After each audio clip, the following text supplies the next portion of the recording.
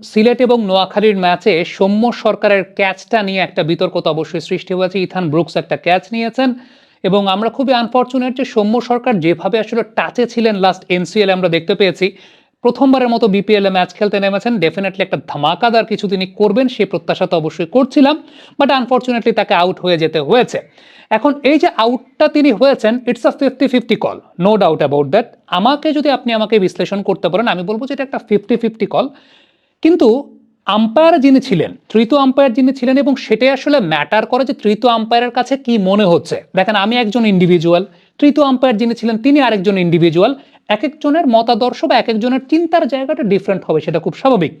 এক্ষেত্রে আসলে নিয়মটা যেরকম, সেটা হচ্ছে আম্পায়ারের কাছে যদি 100% কনক্লুসিভ এভিডেন্স না থাকে, মানে আম্পায়ার যদি মনে করেন যে আমি 100% স্যাটিসফাইড না, আমার 1%ও ডাউট আছে, সেক্ষেত্রে কিন্তু আম্পায়ার সেটাকে নট আউটই কল দেবেন, বা সেক্ষেত্রে আম্পায়ার সেটাকে আউট দেবেন না, এটাই আসলে নিয়ম। কিন্তু আমরা যদি ওই তৃতীয় আম্পায়ারের কথা বা ভোকাল যখন শোনা যাচ্ছিল তখন যদি আমরা শুনি, তাহলে যে বিষয়টা উল্লেখযোগ্য সেটা হচ্ছে আম্পায়ার কিন্তু বলছিলেন যে I am convinced, I am satisfied. তার মানে যিনি তৃতীয় আম্পায়ার ছিলেন, হি ওয়াজ কনভিন্সড, হি ওয়াজ স্যাটিসফাইড। তার কাছে ব্যক্তিগতভাবে মনে হয়েছে যে ক্যাচটা কমপ্লিটলি নেওয়া হয়েছে এবং ইথান ব্রুকসের হাত কিংবা আঙ্গুল বলের নিচে ছিল এবং সে বলটা মাটিতে ড্রপ খায় নাই। এটা আম্পায়ারের কাছে, তৃতীয় আম্পায়ার যিনি ছিলেন তার কাছে এটা মনে হয়েছে। এবং যখন তার কাছে মনে হবে, আবারও বলি, যদি তৃতীয় আম্পায়ারের মনে 1% ডাউটও থাকে, তাইলে পরে তৃতীয় আম্পায়ার সেটাকে নট আউট বলে ঘোষণা দিবেন। মানে 99% শিওর কিন্তু 1% ডাউট, তিনি সেটাকে নট আউট বলে ঘোষণা দিবেন। কিন্তু তৃতীয় আম্পায়ার যিনি ছিলেন তার কাছে এটা মনে হয়েছে হি ইজ কমপ্লিটলি স্যাটিসফাইড বা হি ইজ কমপ্লিটলি কনভিন্সড। এখন তিনি কেন সেটা মনে করেছেন, তার কেন সেটা মনে হয়েছে, সেটার উত্তর হয়তো বা তিনিই দিতে পারবেন। এক্ষেত্রে তার কাছে ইন্ডিভিজুয়ালি তেমনটা মনে হয়েছে। এখন এখানে দুইটা জায়গায় আসলে ডাউট, এবং দুইটা জায়গায় ডাউট যদি বলেন, আমার মাঝে দুইটা জায়গায় ডাউট সৃষ্টি হয়েছে। সেটা হচ্ছে প্রথমত যে সময়টায় বলটাকে লুফে নিচ্ছেন, ওই সময়টায় কি আসলে বলটা মাটিতে ড্র্যাগ করেছে কি করে নাই, যে প্রযুক্তিতে খেলা দেখানো হয়েছে আমি আসলে পরিপূর্ণভাবে জিনিসটা বলতে পারবো না, যেটা কি আসলে কমপ্লিটলি ক্যাচটা নিয়েছেন নাকি নেন নাই। দ্বিতীয়ত, বল এরপরে তার থুতনি বা নাক কোনো একটা জায়গায় বাড়ি খেলো, বাড়ি খাওয়ার পর তারপর যখন বলটা নিচের দিকে আবার পড়ছে, ওই সময়টাই বলটা কি মাটিতে ড্র্যাগ করেছে নাকি সেক্ষেত্রে তার আঙ্গুল নিচে ছিল, এটাও আসলে পরিষ্কারভাবে হয়তো বা বলা যাচ্ছে না। কিংবা আমি যে অ্যাঙ্গেল থেকে দেখেছি, আমি যে ভিডিও দেখেছি, সেই ভিডিওতে আমার কাছে মনে হয় না। এখন আমি জানি না তৃতীয় আম্পায়ার যখন দেখেছেন, তৃতীয় আম্পায়ার তো অবশ্যই রিয়েল টাইমে ওই সময় জুম ইন করে দেখছিলেন, তার সময়ের জায়গাটাও কম ছিল, তিনি কনভিন্সড হয়েছেন, তার কাছে মনে হয়েছে যে আঙ্গুল বলের নিচে ছিল এবং বল মাটিতে সংস্পর্শ করে নাই। সো তৃতীয় আম্পায়ার সে সিদ্ধান্তটা দিয়েছেন। এবং দেখেন, এরকম কনফিউশন ইন্টারন্যাশনাল ক্রিকেটে কিন্তু নতুন না, বা টপ সার্কিটের ক্রিকেটে কিন্তু নতুন না, এটা হর হামেশাই হয়। এবং এটার কারণে একটা সময় কিন্তু আন্তর্জাতিক ক্রিকেটে সফট সিগন্যাল বলে একটা পদ্ধতি ছিল। সফট সিগন্যাল বলতে মাঠের অনফিল্ড আম্পায়ার তৃতীয় আম্পায়ারের কাছে রেফার করে তিনি একটা সফট সিগন্যাল দিয়ে দিতেন যে যদি তৃতীয় আম্পায়ারের কাছে মনের মধ্যে 1% ডাউটও থাকে, সেক্ষেত্রে মাঠে আম্পায়ার যে সফট সিগন্যাল দিচ্ছেন সে সফট সিগন্যালের কাছে যাবেন। এটার পেছনে কারণও আছে, কারণটা খুব ইন্টারেস্টিং, আমরা একটু ব্যাখ্যা করার চেষ্টা করি। সেটা হচ্ছে, আমরা স্বাভাবিক অর্থে বাস্তবিকভাবে যা দেখছি সেটা হচ্ছে 3 ডাইমেনশনাল ভিউ, সেটা অনেক বেশি মাত্রা অ্যাকুরেট।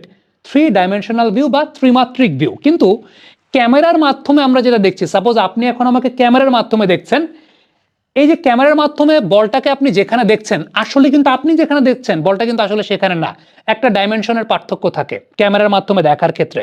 সো আলটিমেটলি এটার কারণে একদম রিয়েল টাইম যারা যা দেখছেন বা রিয়েল টাইম যা দেখছে, ওইটাকেই ক্যামেরার মাধ্যমে দেখার চাইতে অ্যাকুরেট ধরে নেওয়া হয়। এই কারণে সফট সিগন্যালের প্রবর্তন একটা সময় ইন্টারন্যাশনাল ক্রিকেটে ছিল, যে এইরকম কনফিউশন বিরাজ করলে মাঠের যিনি অনফিল্ড আম্পায়ার আছেন বা স্কোয়ার লেগ আম্পায়ার আছেন, তিনি একটা সফট সিগন্যাল দেবেন এবং সেই সফট সিগন্যালের উপর বেস করেই পরবর্তী সময় যদি তৃতীয় আম্পায়ারের মনের মধ্যে 1% ডাউটও থাকে, তৃতীয় আম্পায়ার মাঠের আম্পায়ারের পক্ষে যাবেন। এই ব্যাপারটা নিয়ে আসলে এই যে দ্বিমাত্রিক ভিউতে বিষয়টা যে পরিপূর্ণভাবে হয় না বা বোঝা যায় না, বা ক্যামেরার মাধ্যমে যে 100% অ্যাকুরেট হয় না, সেটার একটা এক্সপেরিমেন্ট করেছিলেন কমেন্টেটর টনি গ্রেগ, সাবেক ক্রিকেটার এবং কমেন্টেটর টনি গ্রেগ। তিনি একটা এক্সপেরিমেন্ট করেছিলেন। এক্সপেরিমেন্টে এরকম ছিল, সেটা হচ্ছে তিনি একটা এরকম লো ডাউন ক্যাচ, তিনি নিয়েছিলেন, একটা লো ডাউন ক্যাচ তিনি নিয়েছিলেন। তিনি জানতেন যে তিনি লো ডাউন ক্যাচটাকে নিয়েছেন, এরকম একটা ধরেন লো ডাউন ক্যাচ তিনি জানতেন যে তিনি ক্যাচটাকে নিয়েছিলেন, কিন্তু ক্যামেরার মাধ্যমে দেখার পর দেখা গেল যে ক্যামেরা একটা কনফিউশন ক্রিয়েট করছে 2 ডাইমেনশনাল ভিউতে। সেখানে মনে হচ্ছে বলটা হয়তোবা মাটিতে স্পর্শ করেছে, বলটা হয়তোবা মাটিতে স্পর্শ করেছে। কিন্তু টনি গ্রেগ জানতেন যে তিনি ক্যাচটা কমপ্লিটলি নিতে পেরেছেন, কিন্তু ক্যামেরায় দেখা যাচ্ছে একটা কনফিউশন যে বলটা মাটিতে হালকা মনে হয় টাচ করেছে।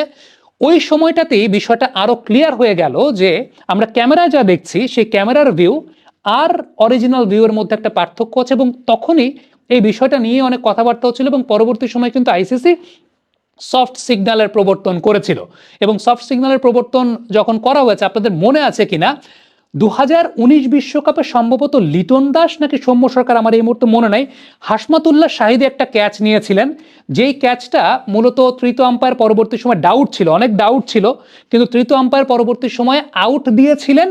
সেটা on field umpire soft signal out দিয়েছিলেন দেখে। তার মানে অনফিল্ড আম্পায়ার যেটা দেখছেন বা অনফিল্ড আম্পায়ার যেটা দেখছে সেটাই অ্যাকুরেট বলে অনেক বেশি মাত্রায় গণ্য করা হয়, এবং এই কারণে এই কনফিউশনটার জন্যই আসলে মূলত সফট সিগন্যালের প্রবর্তনটা হয়েছে। এখন সৌম্য সরকারের এই আউটটা হয়েছে কি হয় নাই, যেহেতু সফট সিগন্যালটা নাই, আরো অ্যাকুরেট জাজমেন্টটা কিন্তু আমরা আসলে করতে পারছি না বা করতে পারবো না। বাট এইরকম বিতর্ক আসলে যেহেতু সফট সিগন্যাল নাই, এরকম বিতর্ক চলতেই থাকবে, এরকম বিতর্ক চলবে, এবং it depends on the individual, it depends on the umpire, যে ওই আম্পায়ার আসলে বিষয়টাতে কি মনে করছেন। আম্পায়ার তার কাছে তিনি যদি 100% কনভিন্সড হন, এটাই তো আসলে আম্পায়ারদের জায়গা। যেমন দেখেন শরফুদ্দুল্লাহ ইবনে শহীদ সৈকত, তিনি জয়সওয়ালের যে আউটটা নিয়ে যে কন্ট্রোভার্সিটা হয়েছিল, এইটা কিন্তু প্রযুক্তিকে চ্যালেঞ্জ করেও সৈকত ভাই তার ইনস্টিংক্ট ব্যবহার করেছেন, তার ইনস্টিংক্ট ব্যবহার করে তিনি সেই সিদ্ধান্তটা দিয়েছেন, এবং ইট ডিপেন্ডস অন ইন্ডিভিজুয়াল। সৈকত ভাই যে সিদ্ধান্ত দিয়েছেন, বিলি ডক্টর সেই সিদ্ধান্ত নাও দিতে পারেন, ইরাসমাস সেই সিদ্ধান্ত নাও দিতে পারেন, আবার ধরেন রড টাকার সেই সিদ্ধান্ত নাও দিতে পারেন, তারা অন্যভাবে চিন্তা করতে পারেন। It depends on person to person. So এই মুহূর্তে ওই মুহূর্তে যিনি তৃতীয় আম্পায়ার ছিলেন, তিনি একদম স্পষ্টভাবেই বলেছেন, আই এম কনভিন্সড, আমি কনভিন্সড হয়েছি যে the catch is completely taken বা finger was under the ball. So ultimately আম্পায়ারের কাছে মনে হয়েছে, তিনি কনভিন্সড হয়েছেন, তিনি সেই সিদ্ধান্তটা দিয়েছেন। এখন এটা আউট নাকি আউট না, এটা আপনি আমি 18-20 কোটি মানুষের কেউই আসলে এটা ওইখানে মানে টিভিতে দেখে আমরা অ্যাকুরেটলি বলতে পারবো না বা ওইভাবে বলতে পারবো না। এটা প্রযুক্তিগত 50-50 একটা চান্স আমার কাছে ব্যক্তিগতভাবে মনে হচ্ছে। আবার অনেকের কাছে, যারা হয়তো বা দেখছেন, অনেকের কাছে মনে হতে পারে যে না, এটা ক্যাচ কমপ্লিটলি টেক হয়েছে, যিনি তৃতীয় আম্পায়ার ছিলেন তার মতো অনেকে হয়তো বা চিন্তা করতে পারেন। এটা কোনোটাই ভুলের কোনো কিছু না। আমার কাছে মনে হয় যে এটা ক্রিকেটিং ডিবেট, এটা ক্রিকেটিং ডিবেট, এবং এটা আসলে চলতেই থাকবে। এখানে ফরচুনেট আনফরচুনেট বলে আসলে কোনো কিছু নেই, এটা ক্রিকেটিং ডিবেটের মধ্যেই আসলে থাকবে। এই জায়গাটায় কেউ কোনো পক্ষপাতের কথা বলেন বা পোর ডিসিশন, ব্যাড ডিসিশন, এই ডিবেট আসলে চলতেই থাকবে। এরকম হর হামেশা ঘটনা এটা আইসিসির ইভেন্টগুলো পর্যন্ত হয়। So it's really a part and parcel of top level cricket. Comment বক্সে আপনাদের মন্তব্য, মতামত জানতে চাই।